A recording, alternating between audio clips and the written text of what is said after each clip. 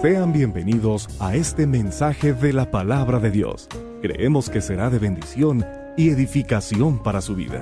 Si usted desea saber más sobre este y otros temas, así como de nuestro ministerio, comuníquese con nosotros a los teléfonos 5739-5493, 5759-5815, 5759-5830, en México, Distrito Federal, o visite nuestra página www.ministerioalcancemundial.com. Gracias por adquirir este mensaje.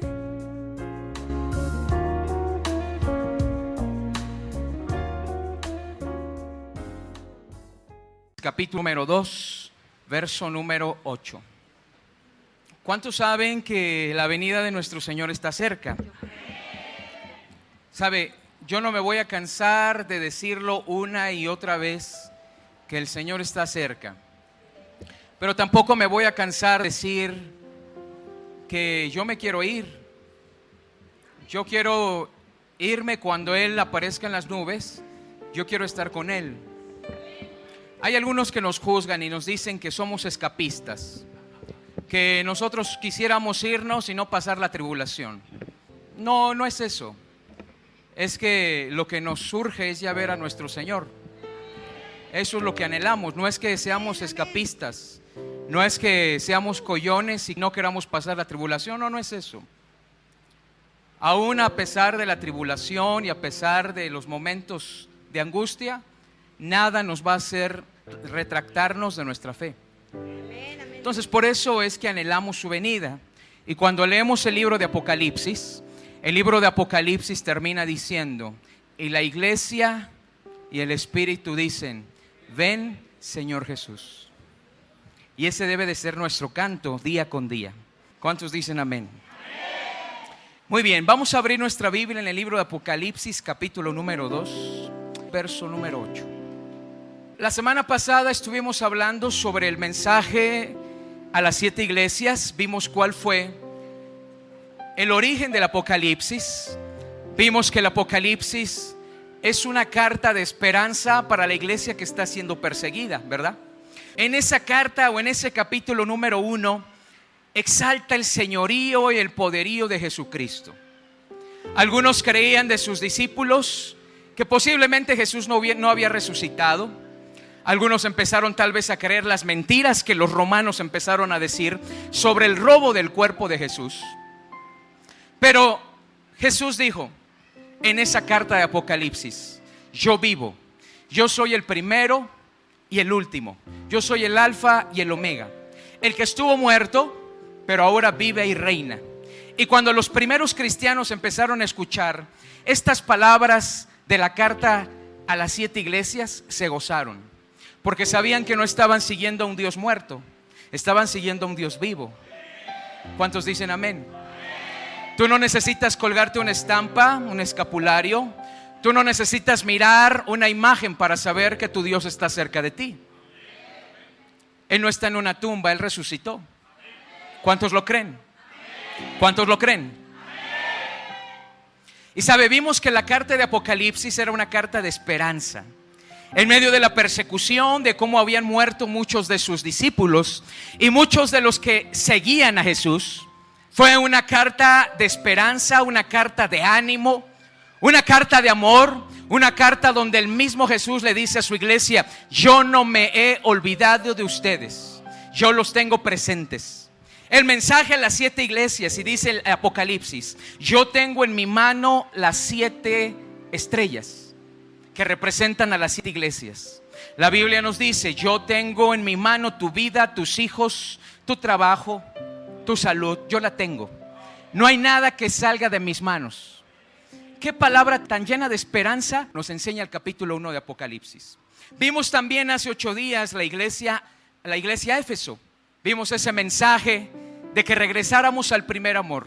Hoy vamos a mirar una iglesia que la hemos titulado la iglesia de la corona, que es la iglesia de Esmirna.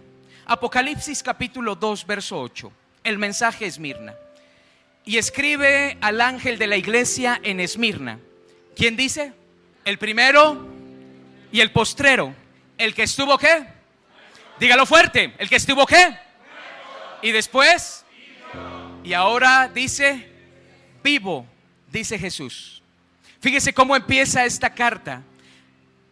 El que es el inicio de todo lo creado y el que es el término, el principio y el fin, el que estuvo muerto y el que ahora vive, dice esto: yo conozco tus obras y tu tribulación y tu pobreza, pero tú eres rico, y la blasfemia de los que dicen ser judíos y no lo son, sino sinagoga de Satanás. No temas de nada. Dile al que está allá al lado: no temas de nada. Dígaselo más fuerte: no temas de nada. Y sigue diciendo: no temas de nada lo que vas a padecer.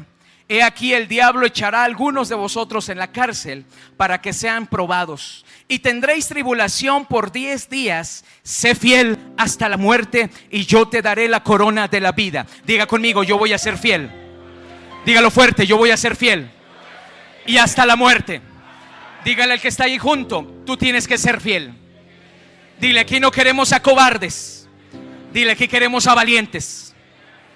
Y sigue diciendo el verso 11: el que tiene oído, oiga lo que el Espíritu dice a las iglesias.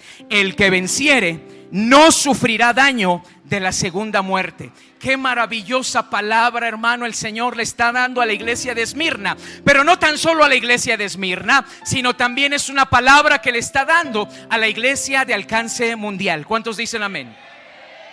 Y sabe, para poder entender esta carta y este mensaje a Esmirna, necesitamos hacer un poco de contexto de lo que era Esmirna. Sabe, Esmirna se encontraba a 55 kilómetros de Éfeso, relativamente muy cerca, y era la segunda carta a la cual el mensajero tenía que entregar. Esmirna era una de las ciudades más bonitas, dicen los historiadores. El viento soplaba muy refrescantemente en la ciudad. Esmirna también estaba dentro de un largo brazo que acababa en un gran puerto. En pocas palabras, ese gran brazo ayudaba para que los barcos llegaran de muchas partes y se empezara a comercializar. Otra de las cosas que podemos aprender de Esmirna es que había una calle muy famosa que se llamaba la Calle de Oro. Usted se preguntará: ¿por qué la Calle de Oro? La Calle de Oro empezaba en un templo al dios Zeus. Ese era el inicio de la Calle de Oro. El inicio empezaba en el templo al dios Zeus. El dios Zeus se le considera en la mitología griega como el padre de los dioses. También se le representa a través del trueno, a través del águila, a través del toro y a través del roble. Cuando nosotros entendemos todo esto, la forma de cómo se identifica a estas deidades, a estas potestades, vemos muchas veces y entendemos por qué hay ciertos objetos en los cultos paganos. Cuando alguna persona fue a algún consultorio ocultista, hechicero, de brujo, de santero, utilizan mucho la simbología, pero mucha de esta simbología tiene que ver con estos dioses griegos. Entonces, a este Zeus se le reconocía por el águila, por el toro, por el roble. También esta calle empezaba en ese templo del dios Zeus y terminaba en el templo de una diosa que se llamaba Cibeles.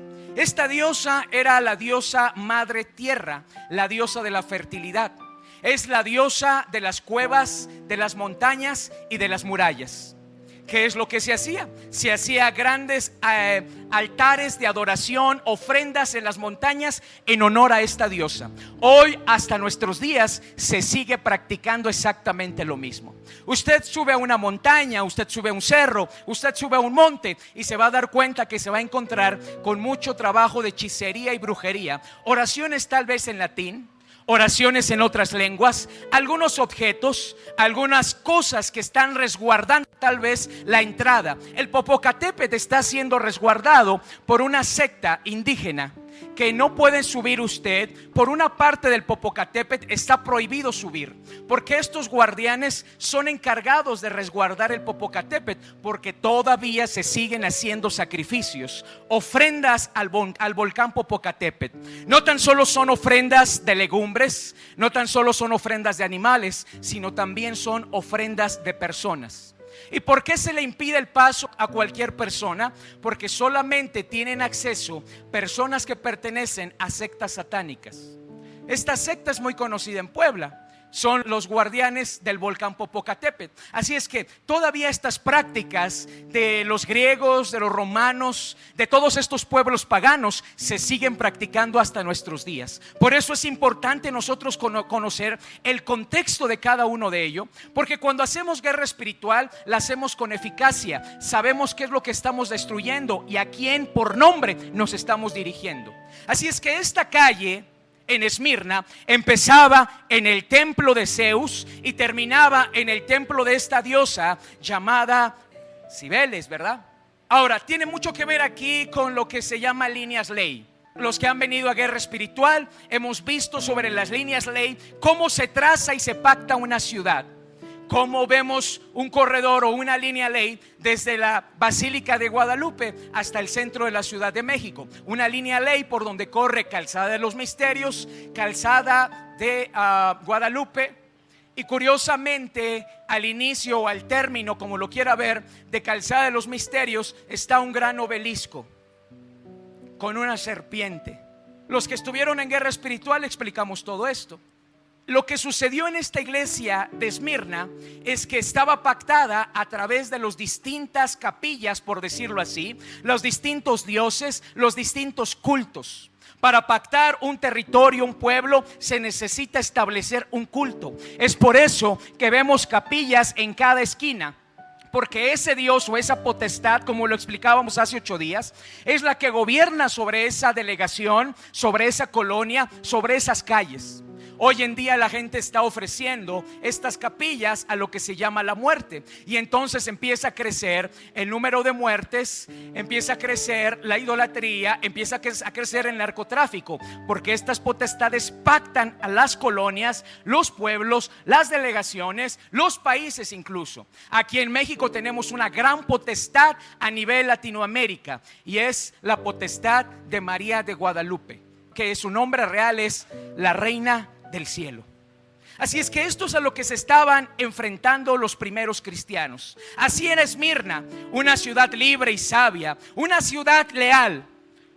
En una ocasión el pueblo romano fue a la guerra y se quedó literalmente sin ropa. Lo que hizo el pueblo de Esmirna es que se despojó de sus prendas y se lo envió al pueblo romano. Esmirna tenía un gran corazón. Sabe, nuestra República Mexicana tiene un gran corazón. Somos hospitalarios. Toda persona que viene de otro país reconoce que tenemos un don, reconoce que somos hospitalarios, reconoce que tenemos cualidades, reconoce que somos cálidos. Sabe, cada país o cada ciudad tiene su espíritu. Lo explicábamos hace 8 días, que el ángel, hay un ángel que guarda cada nación, hay un ángel que guarda cada iglesia, hay un ángel que guarda a cada creyente. Lo explicamos hace 8 días. Y eso es lo que sucede. Así como hay un ángel, también hay potestades que están controlando las ciudades. Esmirna también contaba con un gran estadio donde se celebraban los Juegos Olímpicos. Recuerde todo esto, porque para entender el contexto hay que poder estudiar esto. Esmirna tenía un gran estadio donde se celebraban los Juegos Olímpicos. También tenía una gran biblioteca muy importante y muy imponente. Otra de las cosas que tenía Esmirna era la música. Tenía un gran escenario para que toda aquella gente que cantaba, que gente que tocaba un instrumento se presentaba en este lugar y la gente acudía. Esmirna también tenía un teatro muy imponente, muy importante. ¿Por qué se le llamaba Esmirna la ciudad de la vida? Porque empezó a florecer el cristianismo. En Esmirna había templos enormes en honor a la diosa Cibeles, al dios Zeus, que ya explicamos. También estaba ahí la potestad de Apolo, que significa el dios de la curación y el protector de las fuerzas malignas. Apolo es lo que significa el dios de la curación. También estaba otro dios que se llamaba Némesis, la diosa de la venganza o de la fortuna. Estaba Afrodita, que era la diosa de la lujuria, la belleza, la sexualidad, la reproducción, la lujuria, la vanidad. Esta era la diosa Afrodita. Y existía uno más, que era el dios Esculapio. ¿Quién es Esculapio? Él era el protector de la salud. Él era el protector de la música, de la poesía, y utilizaba la música y la poesía para poder curar a la gente. ¿Usted ha escuchado eso? ¿Ha escuchado que a través de poemas? ¿Ha escuchado que a través de música? ¿Ha escuchado que a través de una relajación y estar escuchando música usted puede ser sanado de un cáncer? Pues sí, es precisamente a través de esta potestad. Ahora, yo creo que usted ha mirado en alguna clínica, en algún hospital, incluso en las ambulancias, usted ha mirado un bastón con una serpiente, ¿verdad? ¿Cuántos han mirado eso? ¿Sabe? Ese Dios era precisamente, ese era su símbolo, una serpiente. Más adelante vamos a ver cómo Dios le dice a una de las iglesias: y tienes ahí el trono de Satanás. Y se está refiriendo precisamente a este Dios, que en medio de una montaña estaba grabada esta figura, un bastón con una serpiente enrollada. Eso es lo que significa el Dios de la salud, ese bastón con esa serpiente, en honor a este Dios llamado Esculapio. Esmirna no tan solo tuvo que lidiar con estas potestades territoriales, Esmirna también se tuvo que enfrentar a doctrinas que empezaron a meterse dentro de la iglesia, a infiltrarse. Esmirna también tuvo que sufrir este tipo de apostasía que se metió dentro de la iglesia. Y había una corriente que se llamaban los gnósticos. Fíjese bien, eran los gnósticos. Grábese bien este nombre. No tan solo la iglesia de Esmirna se tuvo que enfrentar a estos dioses territoriales o a estas potestades, sino Esmirna también se tuvo que enfrentar a doctrinas que se metieron dentro de la iglesia. Y usted me va a decir si estas doctrinas están todavía vigentes. Los gnósticos, ¿quiénes eran los gnósticos? Empezaron a cobrar auge en el siglo I, o sea, en los primeros 100 años. Que la iglesia primitiva se enfrentó a estos gnósticos. Los gnósticos decían que la materia o el cuerpo era malo y lo único bueno que podía tener el hombre era espíritu. ¿Ha escuchado eso? Donde dicen la carne es mala. ¿Quién te dijo? ¿Quién te enseñó que este cuerpo es malo? ¿Quién te dijo que la carne es mala? ¿Quién te lo dijo? Quien te lo dijo se equivocó, es un gnóstico.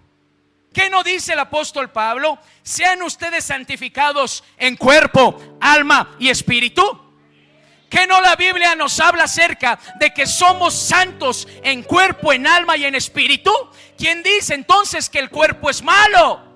¿Quién está enseñando que el cuerpo es malo y lo único bueno que tenemos o que tienen los hombres es el espíritu? Está en un error. De ahí surgen estas doctrinas en donde dice, bueno, entonces si el cuerpo es malo, vamos a darle gozo al cuerpo. De todas formas, lo que se va a salvar es el alma. Así hay cristianitos, hermano, que están dándole vuelo a la hilacha, creyendo que cumplen con su diezmo y su ofrenda, que cumplen de vez en cuando en orar y leer la Biblia. Al fin lo que se va a salvar es el espíritu y no la carne. Yo siempre me he preguntado, ¿qué pensarías si me ves con un cigarro de marihuana, con una cerveza? ¿Qué me dirías? Hay algunos que piensan que solamente la marihuana, el cigarro, la cerveza daña tu cuerpo. Hay aquellos que toman el veneno negro. ¿Saben cuál es? El refresco de cola. Aquellos que no tienen medición para el pan, aquellos que no tienen medición para la sal, aquellos que no se miden en el azúcar, aquellos que no tienen cuidado de su cuerpo, ¿no estarán también pecando como el borracho o el marihuano? Por supuesto que sí. Por supuesto que sí, cabezón. Cuando te descuidas, cuando no te aseas, cuando no te bañas, cuando no te perfumas, cuando no te pones desodorante, cuando no te peinas. Claro que sí, hermano. ¿Quién te dijo que eso no importa? Eso es un pensamiento gnóstico. Y eso es lo que se había metido dentro de la iglesia. Ay, el cuerpo no, el cuerpo es materia, es malo. Lo único que importa es el espíritu. No. La Biblia por eso nos dice que aquellos que hayamos quedado, tengamos vida, cuando Él venga, entonces seremos arrebatados con este cuerpo. Y mientras estamos siendo elevados, nuestro cuerpo será cambiado en uno glorificado, transformado. Pero también la Biblia nos dice que debemos de cuidar el templo del Espíritu Santo. Y yo digo, si fuera malo el cuerpo, entonces ¿por qué la Biblia nos habla de eso? Claro que sí hay gnósticos dentro de la iglesia. Los gnósticos también decían lo siguiente: que las almas humanas estaban atrapadas en una carne, en un cuerpo. Escúchame bien, los gnósticos también decían lo siguiente: que ellos eran los únicos que tenían conocimiento y revelación especial acerca de Dios. ¿Dónde he escuchado eso? Los gnósticos decían: no, nadie puede tener mayor revelación que nosotros. Nosotros somos los únicos autorizados por Dios para que Él nos dé sus mensajes, para que Él nos dé sus revelaciones. ¿Dónde carambas he escuchado eso? ¿No lo has escuchado en los profetas de hoy en día? ¿No lo has escuchado en los profetas que surgen? ¿No lo has escuchado en los apóstoles que tienen una doctrina? Apenas me enteré este fin de semana en donde un apóstol por acá, por Ecatepec, que tiene una radiodifusora también, una barra cristiana, ahora se atreve a decir, el ingrato, que la palabra de Dios no es palabra de Dios y que Dios ya no habla. Y por ahí tiene una barra cristiana también, y no sé cuál es, no recuerdo. Algo de poder. El tipo se atreve a decir que ahora Dios ya no habla. Fue este mismo tipo el que aceptó a esta mujer de blanco que les platiqué,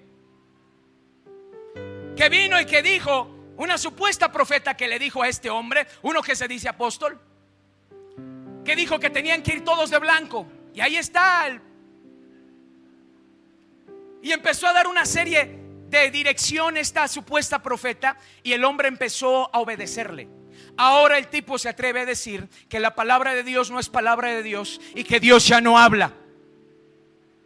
Ese no es un apóstol, porque un apóstol siempre va a defender la palabra. Un verdadero apóstol siempre va a hablar de la palabra. Un verdadero apóstol siempre va a decir que esto es palabra de Dios, hermano. Un verdadero apóstol siempre va a creer que el canon ya se cerró y que esto es toda la revelación. No más apóstoles que digan que tuvieron una nueva revelación del Apocalipsis. No le creas.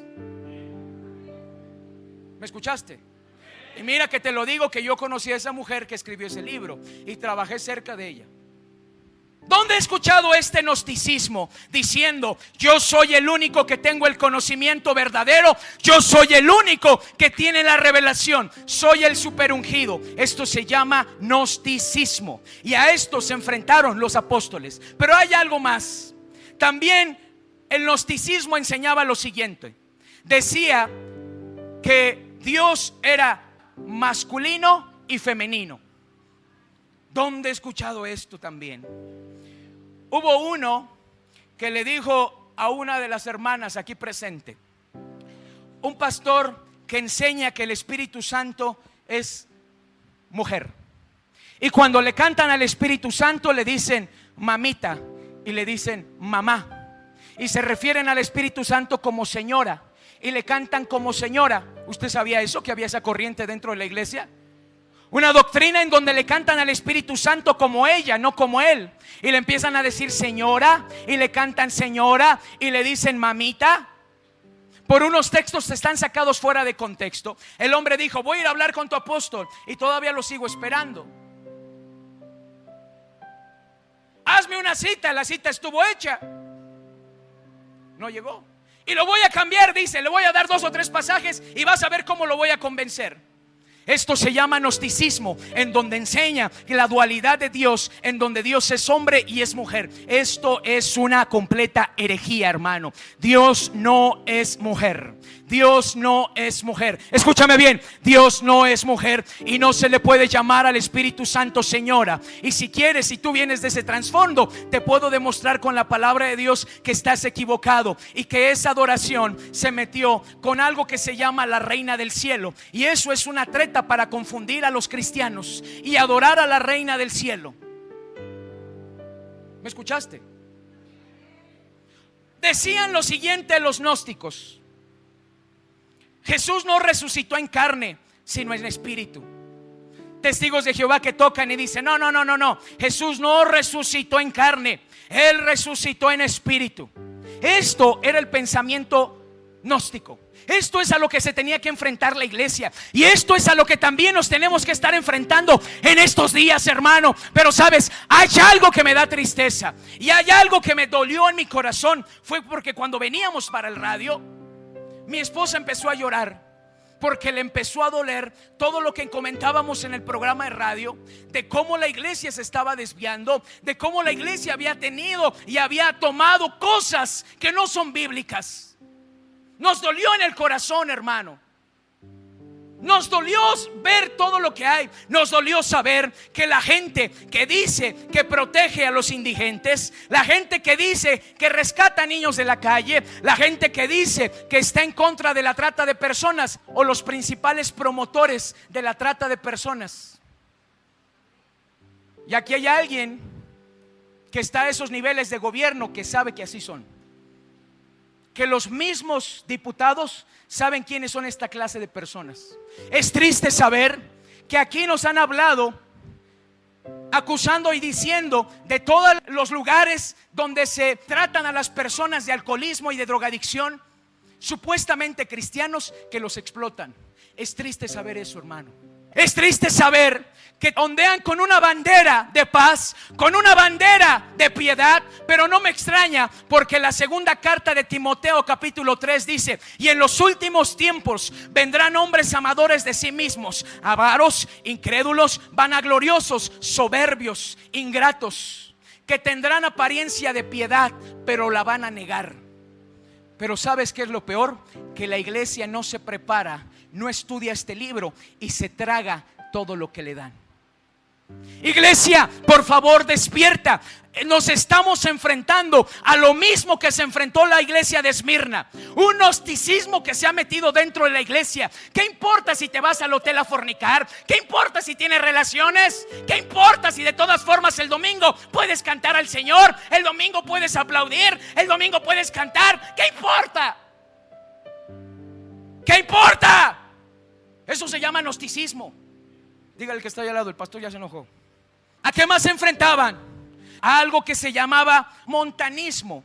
Y precisamente su origen fue por un hombre que se llamaba Montano. Y Montano, él decía que tenía éxtasis y recibía visiones proféticas. Caía en éxtasis de repente y recibía visiones proféticas de lo que tenía que hacer. A este se le unieron dos mujeres, una de nombre Prisca y la otra Maximila. Dos mujeres que empezaron por todas las regiones a profetizar, pero bajo un espíritu pitónico, bajo un espíritu de adivinación. ¿Dónde he visto esto, hermano? Esta corriente también enseñaba lo siguiente. Le decía a su gente: vamos a recluirnos a una montaña. Allá vamos a esperar el regreso del Señor. Dejen trabajo, dejen familia, dejen todo. Allá vamos a estar y esperar al Señor. Donde he escuchado, donde los jóvenes dicen: ¿para qué estudio si el Señor ya viene?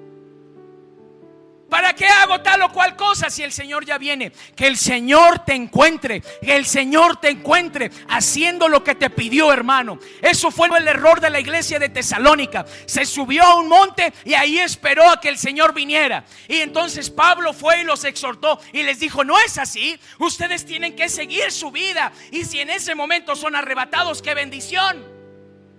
Tú no debes de dejar de hacer lo que estás haciendo, hermano. Por eso la Biblia dice: dos estarán en el campo y uno será arrebatado. El Señor viene, por supuesto, pero tienes que seguir haciendo tus obligaciones. Montano enseñaba lo contrario. Él decía que se fueran y recluyeran a una aldea o a una montaña. Esto es lo que hacen los puritanos. Usted ha visto tal vez en televisión hombres vestidos de negro, mujeres vestidas de negro, que no usan automóviles, sino utilizan carrozas tiradas por caballos, que es toda una comunidad. Los puritanos o los famosos menonitas. Esto es un extremo. ¿Qué enseñaba Montano también? Enseñaba que él era el único o los únicos que podían recibir mensajes de Dios, los únicos ungidos. ¿Dónde he escuchado esto? Los únicos en tener la última revelación, tener la última visión de éxtasis. Esto es algo muy añejo. Otra de las cosas u otra de las doctrinas a las cuales la iglesia se enfrentó era a Marción. Marción era un obispo que después fue excomulgado de la iglesia por decir herejías. Él decía lo siguiente: él decía que había una diferencia entre el Dios del Antiguo Testamento y el Dios del Nuevo Testamento. Él decía, a ver, si Dios en la Biblia mandó a matar a todos aquellos que pecaban en el Antiguo Testamento, ¿por qué el supuesto Dios del Nuevo Testamento dice que debemos amar a nuestros enemigos? ¿Ha escuchado ese tipo de preguntas? Eso se llama marcionismo. ¿Qué más es lo que sucedía con esta doctrina? Él decía que Jesucristo no es Dios. Él enseñaba también que la carne era corrupta. Él enseñaba que todo tipo de placer, sea comida, sea gran felicidad, sea el sexo dentro del matrimonio, si había placer, él decía que eso era incorrecto. Desgraciadamente hay iglesias donde siguen enseñando esto, en donde, fíjense lo que sucedió. Un día me llegó un caso de una pareja que se separó, pero desgraciadamente el único que vino a administración fue el hombre. Cuando yo empecé a platicar con este hombre, le enseñaron en su iglesia que la mujer no tenía que tener placer sexual. Y cuando la mujer llegaba al orgasmo y ella tenía éxtasis y lo demostraba con su voz, él se espantó demasiado al grado de divorciarse y dejaron de tener relaciones sexuales. ¿Por qué? Porque a esto le espantaba, porque a él le habían dicho que el tener placer sexual era malo. Cuando vino aquí y estuvimos platicando y estuvimos demostrando con la palabra lo contrario, él dijo: demasiado tarde, pastor. Ella se volvió a casar. Iglesias donde enseñan que no, la mujer no debe de tener placer sexual. Iglesias donde enseñan que no puedes tener placer de una felicidad, de un trabajo. Esto es lo que enseñaba esta doctrina. También otra de las cosas que enseñaba esta doctrina es que Jesucristo no era Dios. Aquí es donde surgen los testigos de Jehová. Aquí en este primer siglo es donde surgen los testigos de Jehová con toda esta doctrina. En el concilio de Nicea, ya por el 324, 325, es donde estos hombres empiezan a defender a este personaje y dicen: nosotros creemos que Jesucristo no es Dios, que no resucitó en carne y que resucitó en espíritu. Ahí surgieron los primeros testigos de Jehová. Así es que la iglesia, hermano, la iglesia se estaba enfrentando a algo difícil. No tan solo a potestades que estaban gobernando la ciudad de Esmirna, sino también a doctrinas que se habían infiltrado. Ahora, ¿has escuchado de los G12? ¿Has escuchado gente que dice: tú tienes que ir al encuentro porque tú necesitas tener un encuentro con el Señor, y te vamos a llevar a una hacienda, te vamos a llevar a un lugar, te vamos a recluir sin celular, sin iPad, sin computadora, sin nada que te pueda conectar con el mundo exterior? ¿Cuántos fueron a encuentro? Levante su mano. ¿Sabes que todos, escúchame bien, todos los que han ido a los encuentros del G12 han pasado por ministración y se les ha liberado de demonios?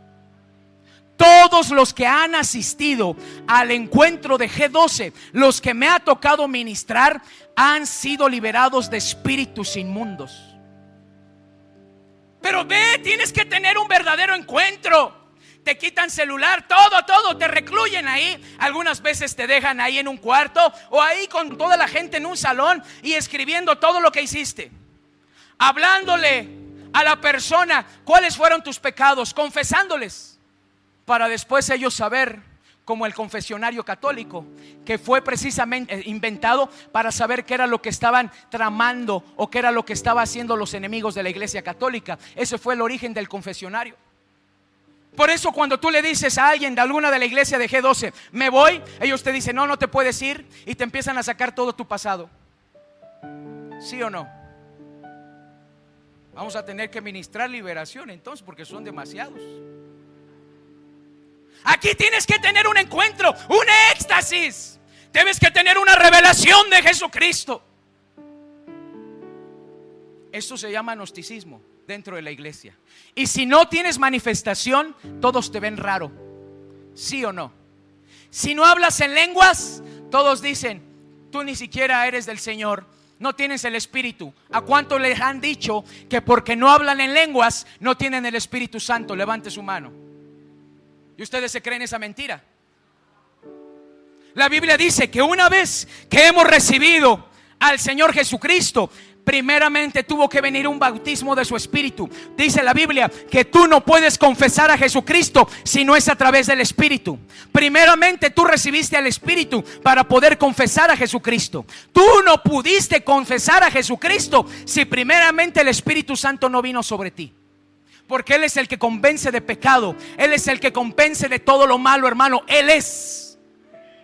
Así es que recibiste el Espíritu cuando tú dijiste, Señor Jesús, te acepto como mi Señor y mi Salvador. Ahí tú recibiste el Espíritu. Porque nadie confiesa a Jesucristo si no es a través del Espíritu. La Biblia dice que también fuimos sellados. Así es que ese tipo de experiencias donde te dicen, si tú no hablas en lenguas, tú no eres lleno del Espíritu. Si tú no hablas en lenguas, tú no tienes al Espíritu Santo. Si tú no tienes un éxtasis en estos encuentros y un verdadero encuentro, entonces tú no eres cristiano. Esto se llama gnosticismo actual. ¿Han escuchado del superungido? Esto se llama gnosticismo. De los misterios, de las revelaciones, de los sueños. De que si no sientes una manifestación, si te caes, si te embriagas, si sientes paz, entonces el Señor no te tocó. Estás muy equivocado, cabezón. ¿Quién te dijo que mis hermanos metodistas, mis hermanos presbiterianos, mis hermanos luteranos, mis hermanos nazarenos, mis hermanos anglicanos, quién te dice que porque ellos no danzan o no aplauden, no está el Espíritu del Señor ahí? Estás equivocado. Mientras haya palabra de Dios, escúchame bien, mientras haya palabra de Dios y haya gente que haya recibido a Jesucristo en su corazón, ahí también está la presencia de Dios. ¿Me escuchaste? El gnosticismo te ha dicho lo siguiente. El gnosticismo te ha dicho, si tú no sientes un calor, si no sientes un fuego, si no te caes, entonces ahí Dios no está. Eso es una mentira. Mientras haya palabra de Dios y se predique la palabra de Dios, ahí está el Señor, hermano. Vamos, dáselo fuerte.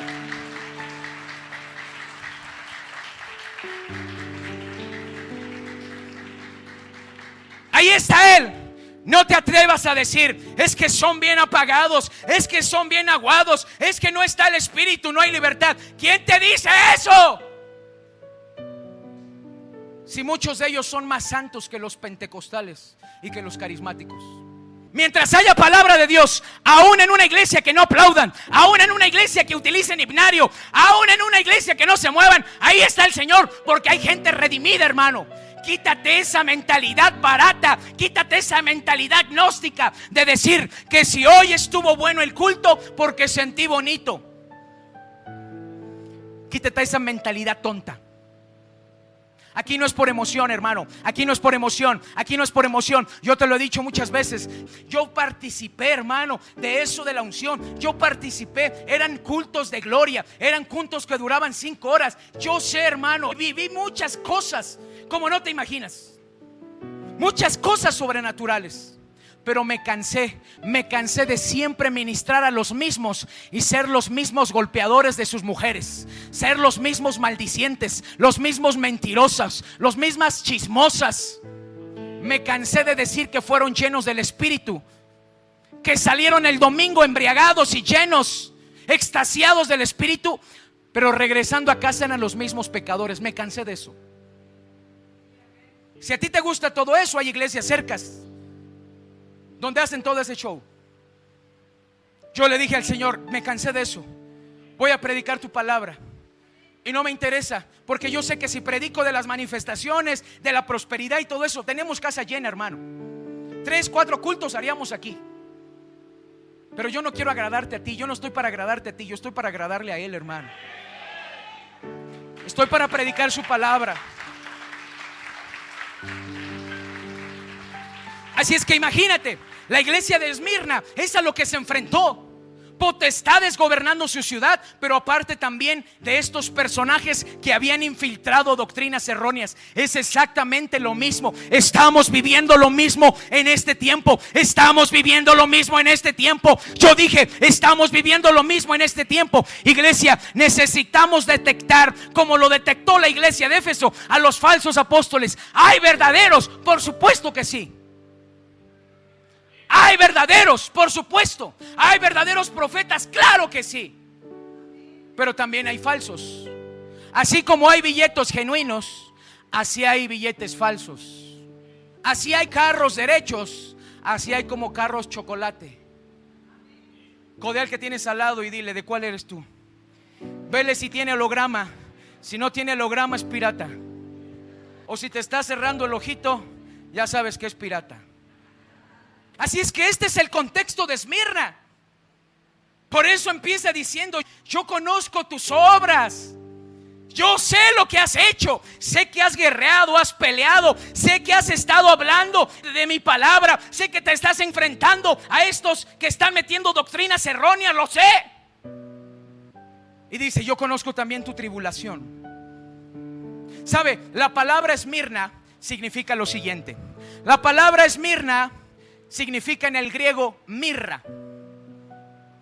¿Qué le regalaron al Señor Jesús? El oro representa realeza. Estaban honrando a estos sabios a Jesús y le estaban diciendo, tú eres Dios, te honramos. Tú eres de la realeza, tú eres el Mesías. Estaban dándole también incienso, porque el incienso es aromatizante. Su vida, su caminar, su andar en esta tierra fue agradable a Dios. Pero también el incienso significa oraciones, que Él iba a ser un mediador entre Dios y los hombres. Pero también le regalaron algo que se llama mirra. ¿La mirra para qué sirve? Bueno, la palabra mirra significa amargura. La palabra mirra significa amargura. O sea, a Jesús le dijeron, vas a tener gente que te va a aceptar como Mesías, como Señor.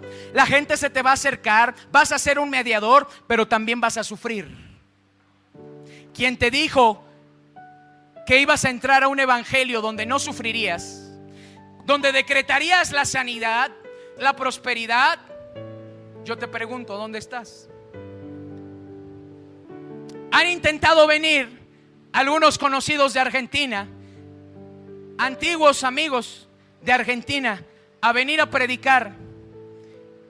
Y la última vez, de tanto que me estaban insistiendo, le dije, bueno, ¿para qué? Yo ya cambié, ya no estoy en ese asunto. ¿De qué me vas a venir a hablar? ¿De prosperidad? ¿De tus decretos? Entonces, dedícate a tu país, porque está en una crisis. ¿Me decretas prosperidad? ¿Me hablas de bendición y de prosperidad y de avance? Pues hazlo dentro de tu país. Dame ejemplo de que tú tienes autoridad y poder sobre tu país. Porque Esmirna significa amargura. O sea, la Biblia está diciendo, escúchame bien, la mirra se obtiene de una cortada o de una incisión en la corteza de una planta. Cuando se hace esa incisión o ese corte, la planta empieza a llorar. Y sabes, esa lágrima que le sale de la planta es de color rojo, como si fuera sangre. ¿Qué es lo que nos está diciendo la Biblia? Que esta ciudad era una ciudad, claro, bendecida, hermosa. Era una ciudad en donde había gente buena, pero también era una ciudad donde los cristianos iban a sufrir. Evangelio que te diga que no sufras no es evangelio. Por eso dijo Jesucristo, bienaventurados los que sufren, los que lloran. Evangelio que te diga que todo te va a ir bien. Evangelio que te diga y que te profetice que de aquí en adelante todo te va a ir bien. Un día me profetizó que iba a tener un jet y hasta que lo iba a pilotear. Ahí la tengo grabada. En primera, con trabajos tengo licencia para manejar. En segunda, aprender a pilotear. No quiero, me dan miedo las alturas. Y me dijo, yo te veo a tu esposa y a ti viajando por todo el mundo, a África, una casa aquí, una casa allá, otra casa allá, un jet particular para ti, y te veo manejándolo y vas a disfrutar manejarlo. Con trabajo tengo una carcacha allá abajo. No quiero volar, no me interesa volar. No quiero ir a las naciones. Mi país me espera. Mi gente me espera, hermano. Y si Dios me manda, qué bueno, pero no anhelo. Sabes, tiene más de un año que no salgo a predicar los domingos por la mañana. Y mira, a muchos le he dicho no, porque para mí es más importante estar con ustedes los domingos aquí. Para mí es más importante alimentarlos, hermano. Vamos, dáselo fuerte a él.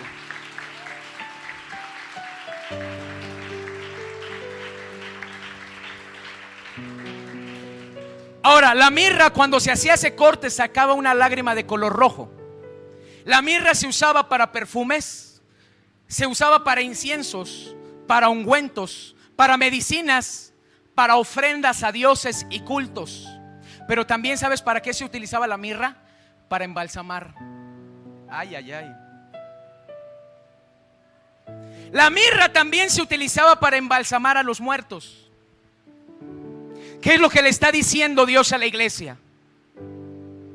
Tú también vas a morir, pero vas a ser embalsamado por mi ungüento. Tu cuerpo se va a echar a perder, pero tu alma pasará de muerte a vida. Aunque aquí has sufrido, dice la palabra, aunque has sufrido, no te apures. Vas a tener tu galardón y tu recompensa allá arriba. Eso es lo que significa esmirna, mirra, que significa amargura, que significa sufrimiento. La vida del cristiano, por supuesto que es una vida llena de sufrimiento, porque si no, mira cómo te desprecian los familiares, mira cómo te desprecian los vecinos, mira cómo te desprecia la gente que conoce que eres creyente, mira cómo se burla de ti, mira cómo te hacen a un lado. Por supuesto, la vida del creyente está llena de sufrimientos, claro. Y a veces hasta he llegado a pensar que somos masoquistas, porque nos gusta el dolor. ¿A poco no? Nos gusta sufrir y decimos, Señor, es que me duele lo que me dicen, pero no me voy a echar para atrás. ¿Sí o no? ¿Sí o no? ¿O tengo puro cobarde aquí? Nos gusta el dolor cuando es provocado por el Señor, porque sabemos que trae crecimiento, porque sabemos que trae madurez, porque sabemos que tiene propósito, hermano. Por eso dice la Biblia, todo opera para bien a los que aman a Dios. Todo opera para bien a los que aman a Dios. Por eso esa es nuestra seguridad y nuestra certeza, hermano.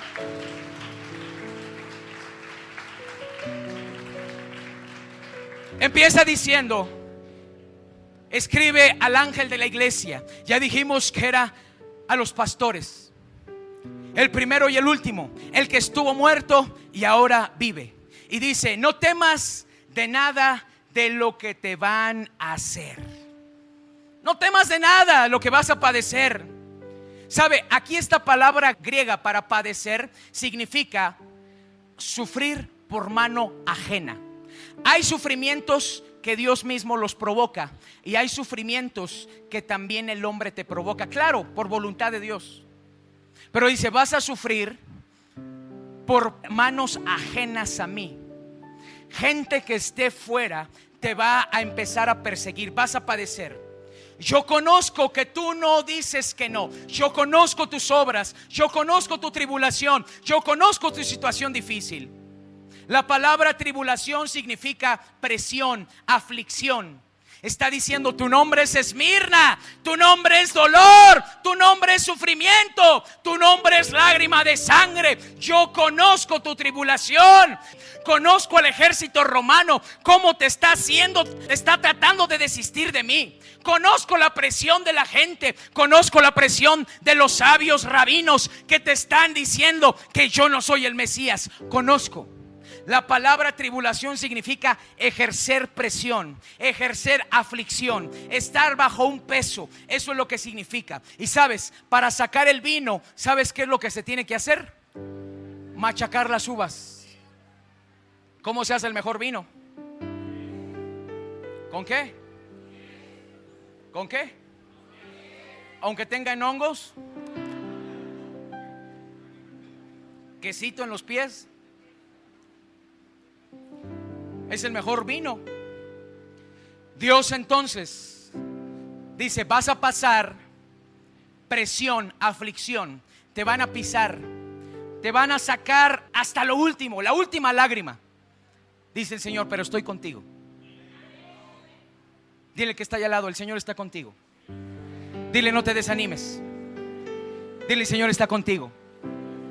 Y mira, en el primer siglo, la persecución de los cristianos fue tan tremenda que muchas de las máquinas que nosotros miramos en el Museo de Torturas fueron implementadas en la Santa Inquisición o en la Inquisición. Y muchas de ellas ya eran del tiempo de los primeros cristianos. Sillas de hierro en donde las ponían al rojo vivo y sentaban al cristiano. Coronas de espina y una serie de formas y elementos para atormentar a los cristianos. No se diga, como explicamos hace 8 días, el Coliseo romano, donde los cristianos eran lanzados a los leones, donde los cristianos eran sueltos con los toros. Esto era donde los hervían en aceite caliente. Esto era lo que padecían los primeros cristianos. Y mira, Policarpo en ese tiempo sufrió. Policarpo era uno de los pastores de la iglesia de Esmirna. Escúchame bien, Policarpo era uno de los pastores de la iglesia de Esmirna. Era el principal, era el obispo Policarpo. Era el pastor de la iglesia de Esmirna. Él tenía a cargo a todos los pastores que estaban distribuidos en las distintas zonas de Esmirna. Él era un obispo. El sábado 23 de febrero del año 155 fueron 10 hombres por él a su casa. Tocaron y le dijeron: buscamos a Policarpo. Los apóstoles o algunos de sus amigos le dijeron: Policarpo, puedes escapar por la puerta trasera. Y dijo: no, tengo que enfrentar mi destino. Un día antes, dice la historia, que se había soñado que su almohada estaba siendo consumida por fuego. Y cuando se levantó por la mañana, le dijo a sus compañeros: ¿saben qué? Voy a ser entregado y me van a matar en la hoguera. ¿Por qué dices eso? Es que en la noche soñé que mi almohada se incendiaba, así es que yo voy a morir como un mártir. No, no digas eso, escapa por tu vida. Cuando tocaron, sus compañeros le decían: escapa. Policarpo dijo: no, tengo que enfrentar mi destino. Cuando entraron los 10 soldados romanos, lo único que le pidió Policarpo a los 10 soldados es un favor. Y les dijo: yo sé que ustedes vienen por mí, solamente les pido un favor, denme 1 hora para entrar a orar con Dios, para entregar mi alma a Dios. Y dice la historia que los soldados le dijeron: adelante. Entró a su aposento y dice la historia que no estuvo 1 hora, sino 2 horas. Para esto Policarpo le dijo a sus compañeros o hermanos en la fe: sírvanles de comer. ¿Quién haría eso con sus enemigos? Denles de comer, sírvanles bebida. Los soldados estaban arrepintiendo de llevarse a Policarpo, pero ellos sabían que si no hacían eso, ellos podían morir. Cuando lo llevan enfrente del cónsul, el cónsul tampoco quería matarlo y le dijo: qué necedad de estar diciendo que Jesucristo, un carpintero, es el Señor. La palabra Señor en el griego es una palabra que es Kyrios o Kurios. Y la palabra Kyrios o Kurios en griego significa Dios o Señor. El único Dios y el único Señor. Al único que le podían decir Señor era César. O sea, el único Dios y dueño era César. No podía haber cristianos diciendo que un carpintero era Dios o era Señor. Por eso empezaron la persecución. Y cuando se le presenta a Policarpo enfrente de este hombre, le dice: bueno, qué necedad. Mira, lo único que tienes que hacer es negar a Cristo. Niega que Él es el Señor. Policarpo contestó lo siguiente: 86 años le he servido y Él no me ha hecho mal sino bien. ¿Cómo puedo maldecir a mi Señor y a mi Salvador? ¿Tú maldices a tu Señor? No. Con la boca no, pero con tus hechos, con tu vista, con tus manos, con tus palabras. ¿Sabes que también así maldices a tu Señor? Me dices Señor, Señor, y no haces lo que yo te digo. ¿No dice la palabra? No solamente es maldiciente aquel que maldice el nombre de Jesús, sino aquel que no hace su voluntad también se convierte en un anticristo. Porque anticristo no es un personaje. Anticristo significa todo el que se opone a la obra de Dios. Cuando metes chismes en la iglesia, eres un anticristo, cabezón. Por eso aquí no queremos a los anticristos, Aquí no queremos a los traidores, a los revoltosos, porque son anticristos. Porque anticristo es todo lo que se opone a la obra de Dios. Si tú le estás diciendo a tu esposa, ¿para qué lees la Biblia? Tanta Biblia, eres un anticristo. Si tú haces caer a tus hijos, eres un anticristo. Si haces desanimar a tu esposo y decirle, mira, ¿para qué eres hipócrita y vas a la iglesia? Y mira cómo me contestas, eres anticristo. Todo lo que se opone a Cristo se llama anticristo.